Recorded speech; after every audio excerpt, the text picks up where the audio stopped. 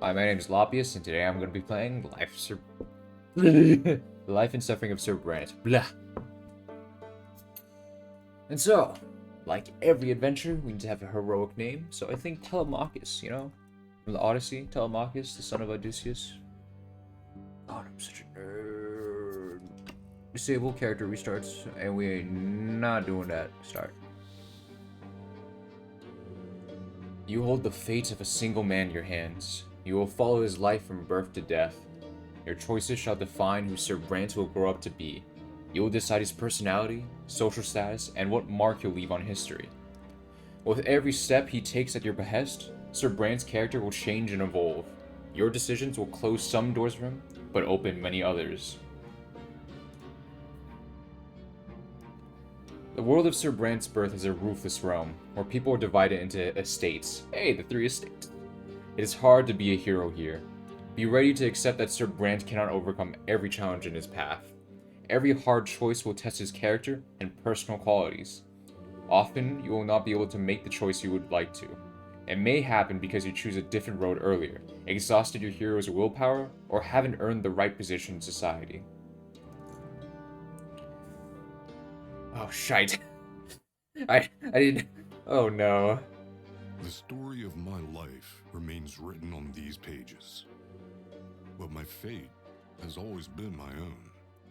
Every deed, every choice, every person I met made me what I am. Could I have taken a different path? Could I have found a different calling? Altered the very course of history? And what price would I have to pay? Cool armor. Okay, I think I'm going down that route. The war route. You know why? Because they got cool armor. If I can wear a suit of armor, then that's cool. Dun, dun, dun.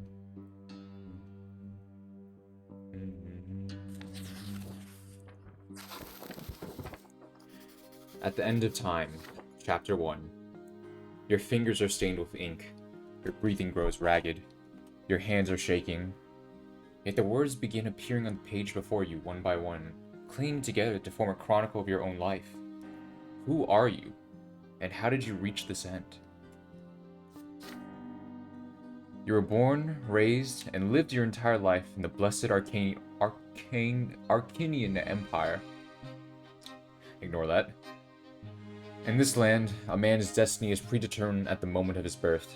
Whether human or Arcanian, a nobleman, priest, or low-born commoner, all bend to the divine will of the twin gods. And each life is naught but a single cog in the universe's immeasurable machine. The memories come flooding back. They engulf you as a merciless wave, binding together days that are thrice dead and gone.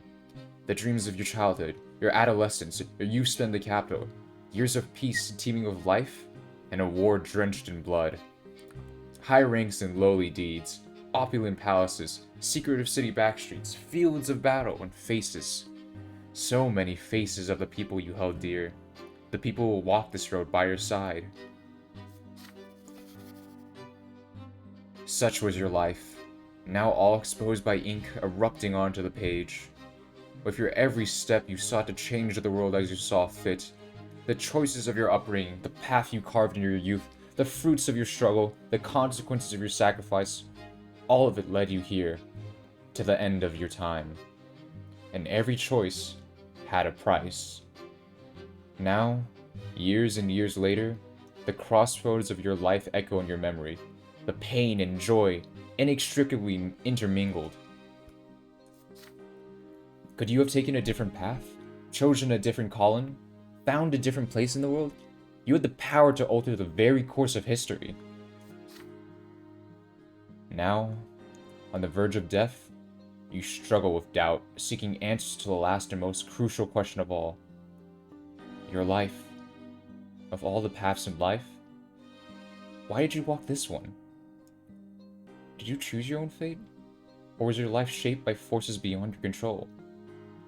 What determines a man's destiny? And to the choice. The man himself? Your life has always been yours to live. You made your own destiny. The world around him. Your path was charted for you by the people, the age, and the society in which you lived. A higher power. Your destiny was forged by a power greater than your own will. There is no destiny. Destiny does not exist. Human life is an exercise in chance. It is not governed by any law. I want to say it's between the man himself and the world around him, but do we really want to get into a semantics debate about it? Not really, no.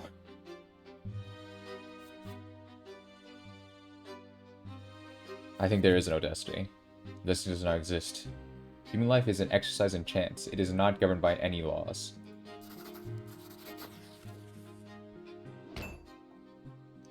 You stand tall and stare death in the face, unflinching.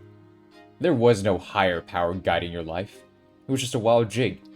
A chaotic tangle of innumerable human wills, actions, and accents. The only thing that could ever turn this chaos into an orderly narrative is the internal human drive for storytelling. Your life has no greater meaning. You are neither cursed by fate nor guided by providence. And this is what makes you truly free. But are you right about this? Is it all true? To learn the truth, you will have to return to the very beginning, remembering every step you took along the way. On these pages, the story of a man named Telemachus Brante will live once more. I believe so. And into little bitty childhood years. Chapter 1. Childhood.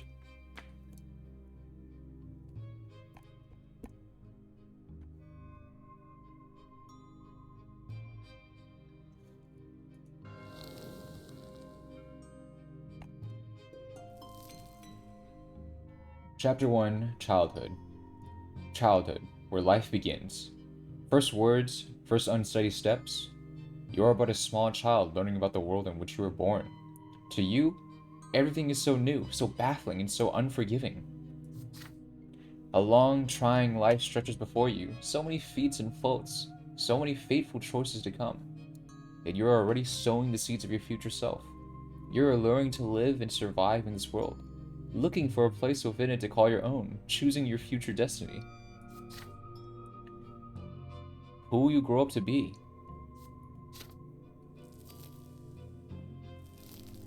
Prologue. Growing up.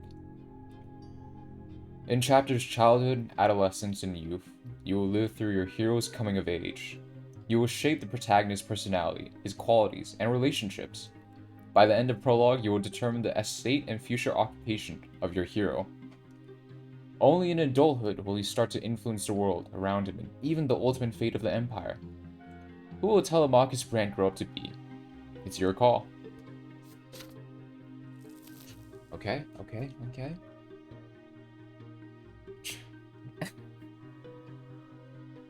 Personal life. Events in the personal life of the hero that can happen in this chapter. Fencing lesson, the beyond, insight,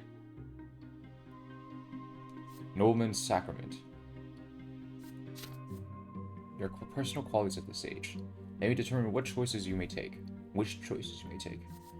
Determination, your perseverance and strength of character, your ability to get your way, it affects your frame of mind and the skills you have when you grow up.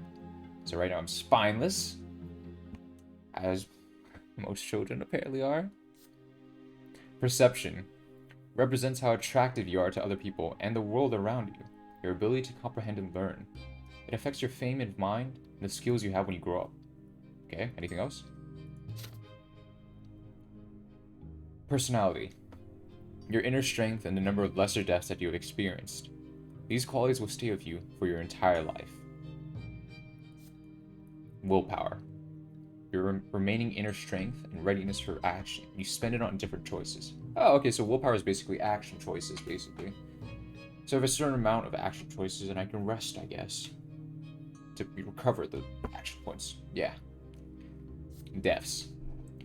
After suffering a lesser death, one is reborn. One who does not die a true death faces the judgment of the twin gods. So, I'm untouched by death right now, but I can die up to 4 times before I meet the gods. The section that opens in this chapter. Destiny screen is now available, personality screen is now available, House of Brante screen is now available, family screen is now available. Begin chapter.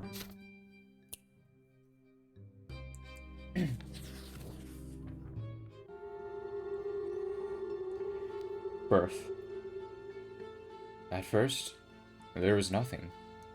No time, no sensation, nothing but darkness and void. But then, a will breathed life into nothingness. Matter and spirit were set in motion. History began its march.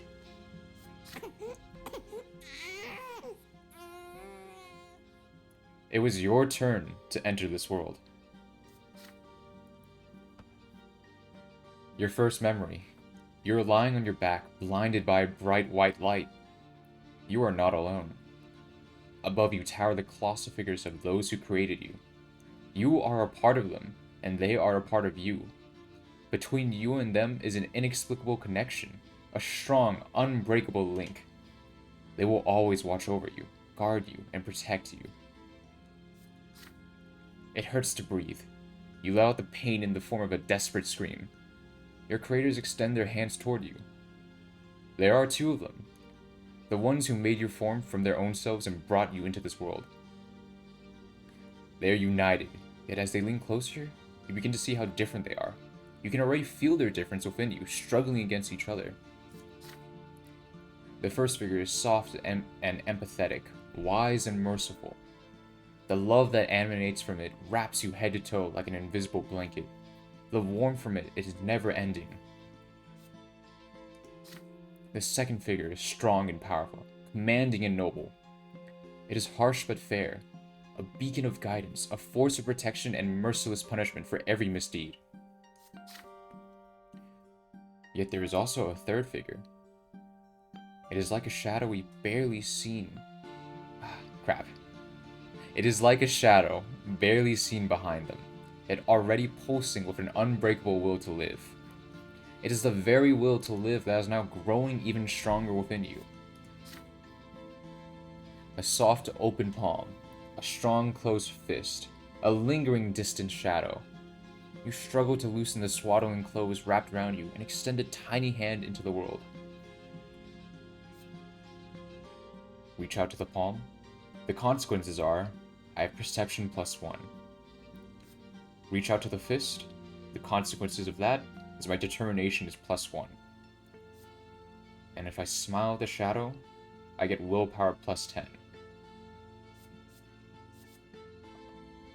I kind of want more action points, actually.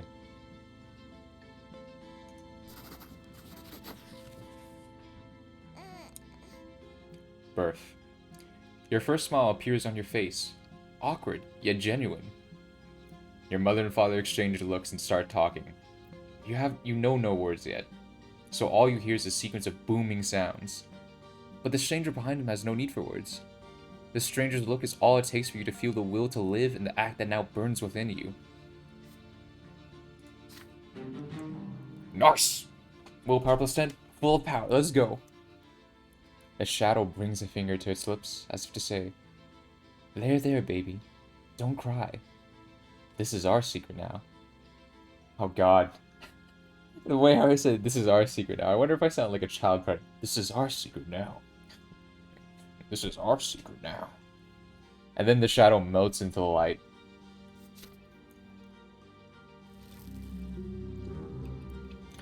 Birth. Year 1118. Your life in this world begins. How will you live it?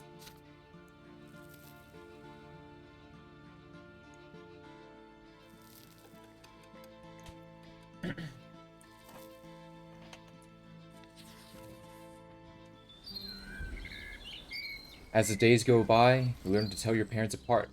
You recognize father by his heavy breath and strong cold hands. He visits you rarely. Robert Brante, that is my father. Hello there, little Telemachus Brante. Oh, I think I might have chosen an overly ostentatious name. Mother's tender voice, however, follows you day and night. Lydia Brante. My, you're growing so quickly, my child.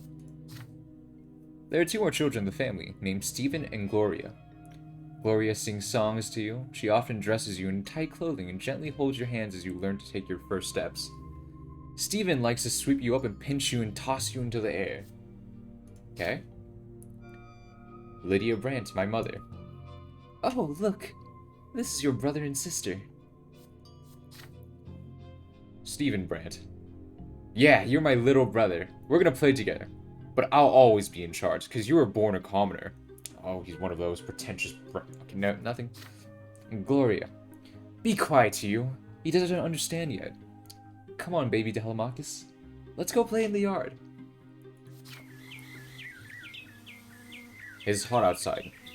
You grip your brother's hand with one hand, and your sister's with another, as they help you walk down the giant stone stairs. Giant? Oh, actually no. To a baby's perspective, yeah, giant stone stairs, yeah. And then you sit on the ground and start exploring the sparse blades of grass with your fingers. It tickles. In the sky far above and away from you is a gigantic pillar, a perfectly straight stick made of light. It is so bright, it hurts to look at it. Stephen Brant. Why are you staring at the shining pillar? It's not going anywhere, you know. Hey, I don't play hide and seek. Gloria. He's just a little baby. How's he gonna play? Stephen again. Then you hide him, and I'll try to find both of you. You had no idea what they were talking about, but you support them with happy cooing. This is so strange, but so exciting. Stephen and Gloria glance at each other. Then your brother walks to a big tree, closes his eyes, and starts shouting something. Gloria takes your hand and walks you through the yard. Your sister takes you behind some thick bushes by a tall wall. The light from that light stick on the horizon barely reaches here. You can't see home from this place. The ground is crawling with tiny black bugs. Gloria sits you down on the ground and puts a finger on to her mouth for some reason. And then she's gone. You can no longer hear Stephen's voice, and Gloria is nowhere to be seen. You feel colder. The bugs are no fun to play with. You've been sitting here for a long time completely alone. Nobody checks on you. Did they forget about you? Did they abandon you? Alright, and my options.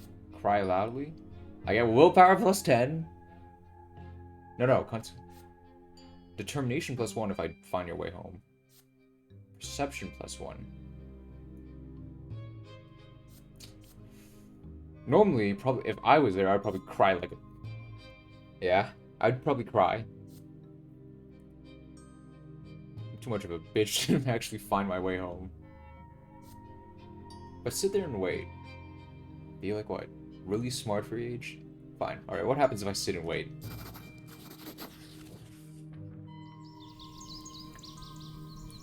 The bush is covered with leaves swaying in the wind. You brush through them with your fingers. The twigs and branches are stiff and will not bend. They are different from the blades of grass.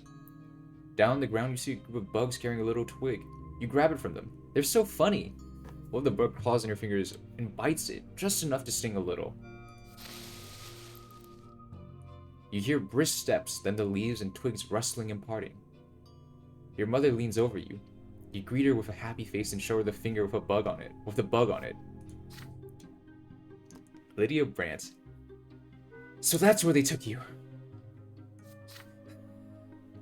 Mother picks you up, puts you to her chest, and pats you on the head. Your brother and sister stand behind her, clearly feeling guilty. Gloria's in tears. Stephen keeps staring at his feet. You hug Mother tightly. She is here now.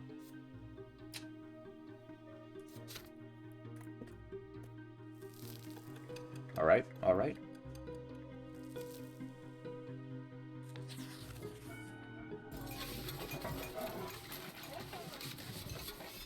The Great Descent.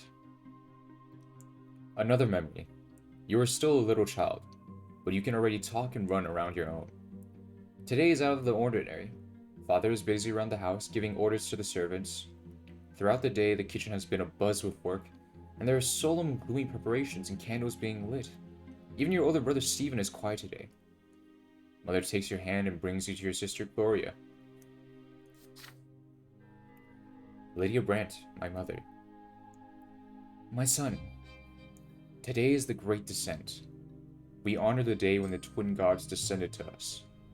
We must spend this day in reverence to the gods. You're too young to understand, so just do everything your sister says for now. Gloria takes you to the playroom. There are no toys there, no chairs. Even the carpet has been taken away. There is nothing there but a bare wooden floor. Gloria. Today we're not allowed to go to any other rooms. We'll be eating nothing but gruel and stale bread. On the day of descent, everyone must be where they belong. It is quiet, unusually so. Muffled voices from beyond the door are all you can hear. You're sitting on the cold floor, confused, with no idea what to do.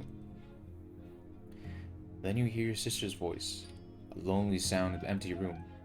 It is a little song that your mother taught her. You hold your breath as you listen to it. Gloria. Oh, I just sing. Oh no. When the twins came down to earth, they brought lots for every birth. Let us count them. 1, 2, 3. The twins made them for you and me. Nobles rule and bravely fight. They protect us with their might. Priests work hard to understand, guide us by the twins' commands. Common people work and toil, always patient, never spoiled. Live your lot where you were born, to the day when you pass on. Know your lot and know the prayer, for the twins see everywhere. You're transfixed by the tune. Gloria notices your gaze, and a smile creeps across your face. You like the rhyme, don't you, Telemachus? Do you know what it's all about? Look, there are 3 lots. They were brought to us by the twins when they descended to us from the shining pillar. Remember that pillar of light on the horizon? That's it. You can see the shining pillar at any time, from anywhere in the world. If you follow your lot as you live, you'll reach the peak of the pillar, and if you don't, you get eternal torment at the foot. Wow, okay, this is kind of teaching. Okay, a little bit grim for... How old is she? 3, 4, 5? Gloria, you and I are lowborn. Mom's a commoner, too. So the lot for you and me is to suffer and be patient and work hard. Understand? The priests and nobles have other lots. The nobles fight and rule over everybody. The priests, well, I'm not really sure what they do, but I guess they talk to the twins and then teach everybody. Seems kind of sus, but okay. Gloria stares at you intently. Did you get it, silly? Then she shakes her head and keeps singing the song over and over again. Her voice transfixes you, drawing you in. The room starts to glow like the sky. From this light emerges 2 figures you have known ever since the moment of your birth. One of them embraces your sister's shoulder. The other stands guard behind her back. You watch this happening before your very eyes, unable to turn away. Gloria is swaying to the song, unaware of what is happening. She sings the final verses once more. Know your lot and know the prayer. You feel compelled by this divine sight to express yourself somehow. You feel words condensing within you from the light. But what will these words be? Finish the song properly, or sing the last line wrong?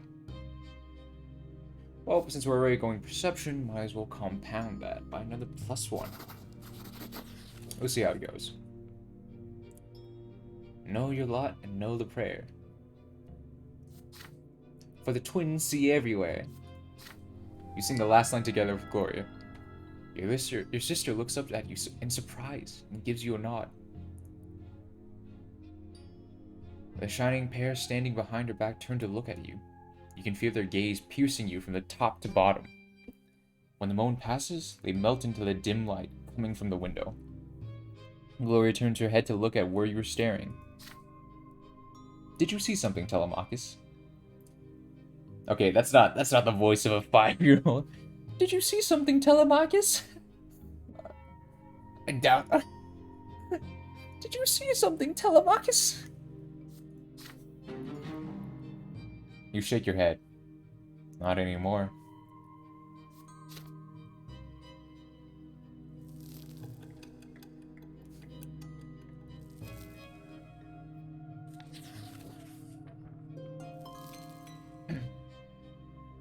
Year 1121. Spring. The origin. You are starting to understand more and more of what the adults say. Your family is an unusual one. Your fatherman? Your fatherman. Your father is a nobleman, but not by birth. His is a title earned through great service. But your mother is a low-born woman, a commoner. Because of this, you were born a commoner. But father says you may yet come unto nobility. You learn to read at an early age. Together with mother, you read and learn by heart and the many poems of the divine twins, the twin gods who reside upon the shining pillar. Mother calls these poems prayers. Again and again, you try to discern the shapes of the gods in the strip of holy light that shines in the sky all day and night. But the light is too blinding to gaze upon. The greatest joy of all is when the stairs are no longer an insurmountable obstacle. Now you can climb and even jump from step to step. Progress, alright? Father urges you to be more careful and avoid climbing too high. But even though you keep falling, you never stop being curious about the world around you. Your older brother Stephen now spends less and less time playing with Gloria and you. Playing with commoners is beneath a nobleman to be, he says. Oh no, I gotta make it more snobbish. Playing with commoners is beneath a nobleman to be, he says. So Gloria calls him names, and Stephen pulls her pigtails. Okay, of course. Siblings. One fine evening, Father gathers you all in a sitting room with an announcement. You will have another little brother or sister soon. Gloria asks him to bring home a little sister. Another brother would be too much. Stephen gets frustrated. There are too many siblings getting in his way as it is. Brat. Soon you will be an older brother too, and it really doesn't matter who the youngest will be. A boy or a girl, you will love them the most. When Father comes back from his trip, he reads his adult books aloud for you. Find those stories of wars, generals, and rebellions quite enchanting. And Father approves of your fascination. Robert Brante. Study hard. Maybe one day you'll become a noble of the mantle and earn your sword. But first, you need to grow up. Growing up. The concept is as terrifying as it is alluring.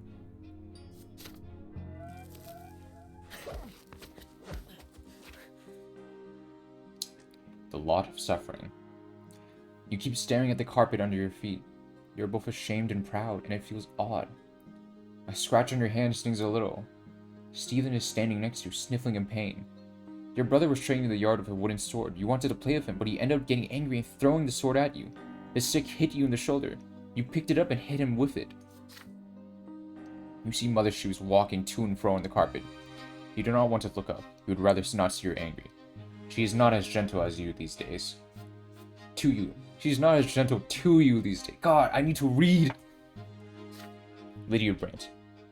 Why did you hurt Stephen, Telemachus? You stammer out an explanation. He hit you first. You just hit him back. Stephen Brant. How dare he pester me like that? When I grow up, I'm gonna hit you with a real sword. Mother stresses you both and speaks to you again. Her voice is stern, and you can still feel her concern for you. Lydia Brant. Even if Stephen hits you, you cannot hit him back. You are my son. I was born a commoner. Our lot is to suffer. But your brother was born from a noble father and a noble mother. His sacrament is coming soon, and then will rule over the likes of us. If you hurt a noble, you must be punished. That is your lot. And the sooner you learn it, the better off our entire family will be. Now Stephen looks at you in triumph. You look up at Mother in fear, not sure what to do now. Hell no. I'm not gonna accept... Willpower? I'm gonna do -5.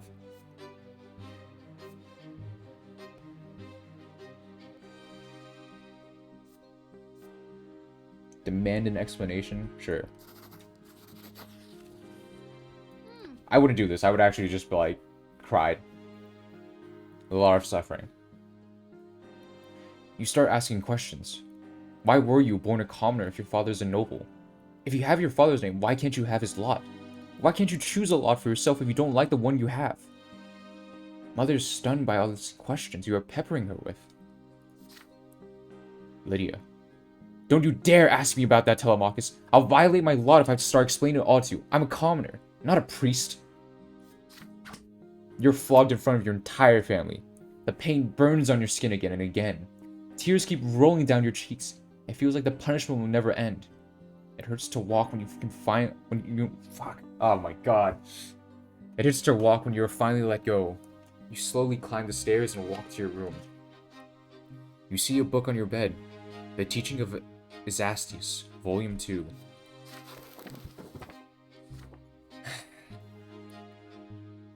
Your tears have dried now. You begin to read, slowly making your way through the difficult words. Every death of the body bringeth the soul ever closer to the twins' judgment. And when the body dieth on true death, the soul soareth to the shining pillar.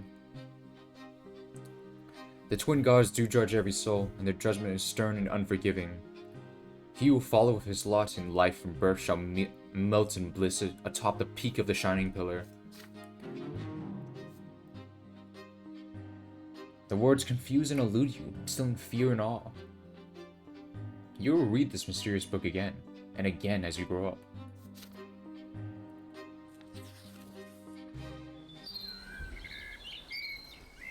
Gloria's rhymes.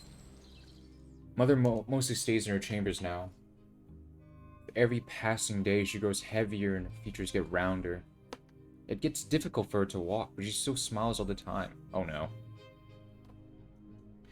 Is this foreshadowing that she's gonna die of a disease later? One day she takes your hands and puts them on her big belly. Oh no, she's pregnant! Oh. And you feel a movement deep inside of her. You will have another brother or sister soon. Gloria takes you on walks to the yard now. You explore the yard together under the evening light of the pillar, and she sings you songs and tells you amazing stories. Hey, Telemachus. Do you want to hear a rhyme? I wrote it myself. There's even a bit about you. But don't tell anyone, okay?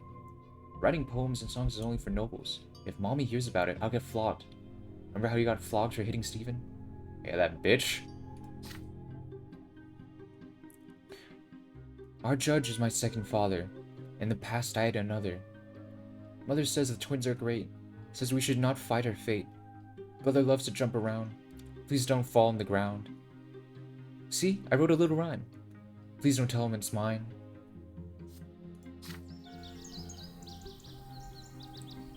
But today, your sister is nowhere to be seen. She promised to take you to the old pond and show you the red frogs that live there.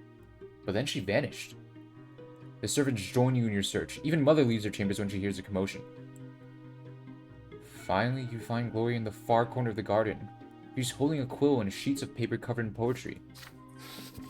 Mother becomes angry at the moment she sees it. She looks through the poetry and her face grows dark with rage.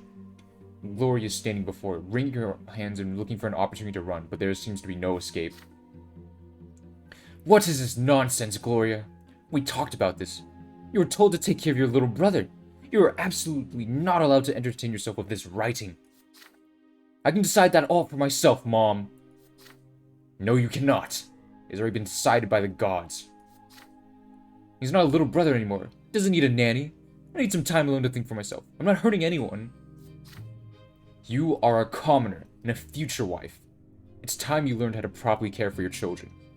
Had your disgraceful former father kept me in his house, you could have been born a noble. But that is not her fate, and you are absolutely forbidden from ever spoiling paper and wasting ink again. Mother grabs Gloria firmly by the hand and takes you both into the house. The scribbled sheets fly into the fireplace. Gloria stops violently. You're a bystander to the scene, unsure of how to act.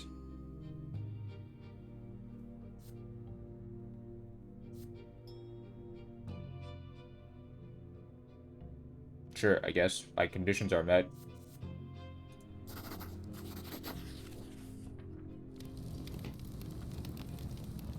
I offered to write rhymes with Gloria. Mother leaves. The last of your sister's poetry burns away in the fireplace. You hug your sister and whisper to her. Let's go to the library, you say. The two of you can hide under the table and write something together. Gloria shakes her head violently. Mother said no, and there's no way she would even ever defy her. You reassure that would be your secret. You pull Gloria to the library. She fights you, but you refuse to relent. You carefully peek inside. Your sister takes a small book from one of the shelves and you read together under the table. It's a book of poetry about eternal love. Gloria clearly adores it. You decide to write a poem of your own. She recites a line in an ecstatic voice, and you repeat it after her and offer a rhyme of your own. She nods happily. Hey, and I'm inquisitive. Inquisitor? You do this until the day ends. You've written a poem of your own and learned it by heart, but not a single line of it has been committed to paper, which means that you stay true to your mother's rule. Wait, so I just remembered, like, lines of poetry that I just made up? Damn, I'm really smart as a kid. I am really smart as a kid. How old am I? Like 3, 4? I'm a toddler, right? I'm already creating poems.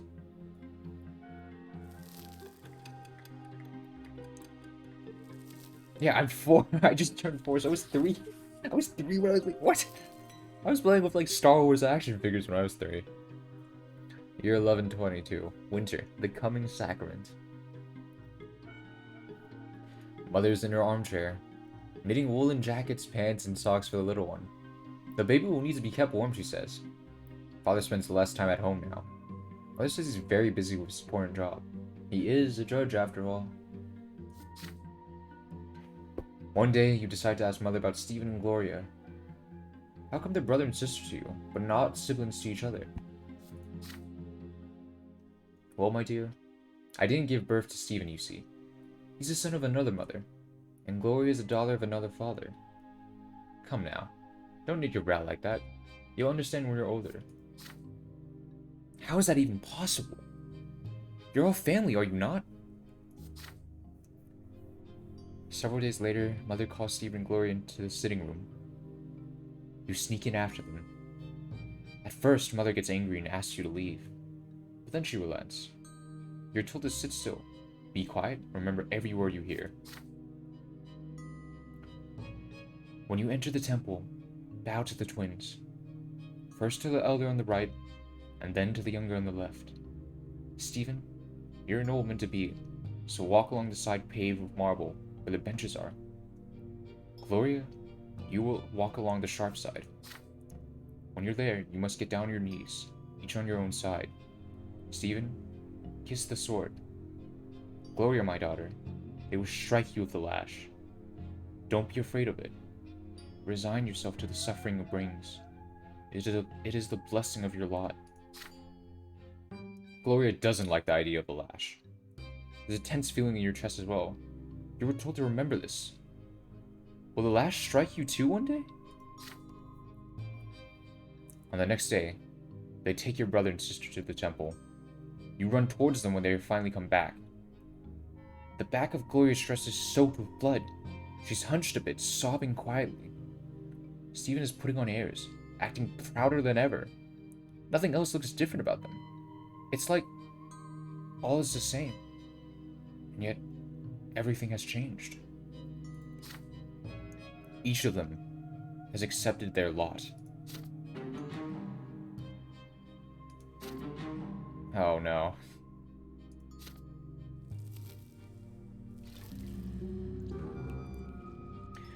Brother and sister sacrament, year 1122, your siblings Stephen and Gloria took their first sacrament at the temple.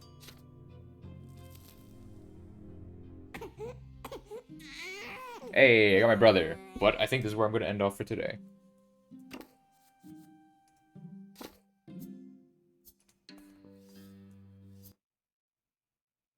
Alright. See you guys later.